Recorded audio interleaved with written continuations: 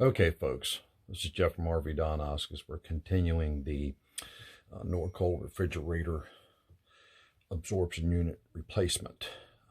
Right now, we're going to make a real short video on the heating element, where it's located. And later on, I'll get into testing it all. But right now, location is very important. A lot of people think it's right where the wire goes into, but we'll show you. I'm going to turn the camera around. This is the old unit. You have your cover that just fell off. Okay, that's the heating on. See how it comes out here? It's got the bend, so it's up in the front. So you'll feel most of the heat right here, because the burner tube hole is right here. All right, so I'll show you on the new one. There's the heating element. I pulled away everything. They put dual tubes on these because some elements are heat burner pots and all, or right here, are dual. So you put this one in there. I like to put it on the first one. It goes down, and then you close up all this stuff right here. It's got little clips on it. There's your little door. All right, so that's easy for you to get in there. And I would like once a year get in there.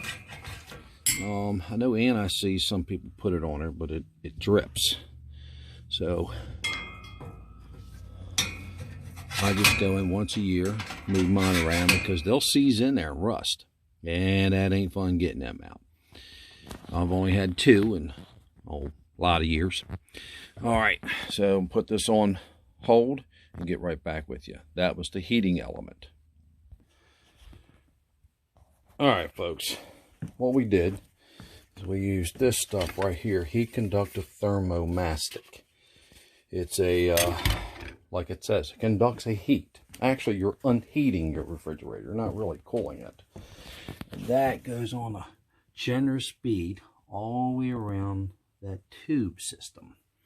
And I just put a little bit on the transfer plate where you bolt it up. Now, then you use this great stuff. And the key is you want to shake this up to hear that little ball inside. And that takes over a minute sometimes. All right. And I've done that. Notice how I put the beads all the way up. And when I push this in, it's going to squish it out. We're going to have to let it dry. I'll put some weights on it. And then we'll go from there. All right. And get ready to install the unit here. Here we go. We'll put you on pause. Thank you very much, Jeff from RV Diagnostics. All right, folks. We're back to the install. The absorption unit. The foam was in there, right? We squished it. Now the other one is, okay, the other one right here is some people drill holes right here to line these up. What I do is just to stick a smaller screwdriver or something that won't bend as good, line them all up. Now you put all your screws in first, including the low temp one. All right, this is your high temp one, or what we call colder one, not as cold. All right, so that's a good tip. Now some people drill, okay. I don't. I haven't found the need to drill yet to line up one. I just do that right there, and the rest of them will come in. Like I find this one, right? And then I go over here, line that up.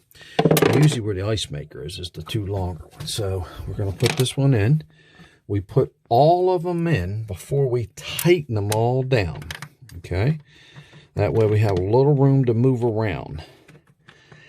All right, put that one in there. Now, I know a lot of people use electric tools and all that. I just used a good old hand ratchet, T-ratchet. And maybe if I had it going in the right direction, it would help, right? Here we go. Nope. Nope. Put you on. All right, so we had it in the right direction. Just there we go. Now you go down here. I kind of use an X pattern on the middle ones, all right? Now that's making that mastered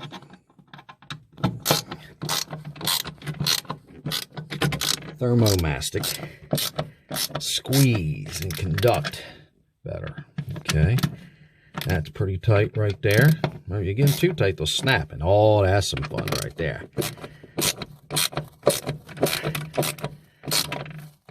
Okay, keep going. All right. That's pretty tight. Pretty tight.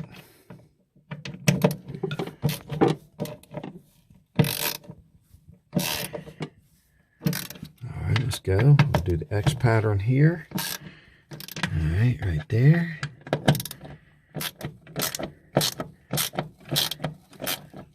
And you can feel it in your wrist. That's just older guys. You could put your tool like on a 1 or a 2, or electric tool if you have a slipping clutch adjustment. I'm old school and do it by hand. Haven't broke a bolt yet. Let me knock on plastic. You can hear that's crushing. Okay, there you go. She's tight. Now we got the bottom one. This is the freezer. Yep, she's getting tight now. Oh, it might be, let's see what this one's like.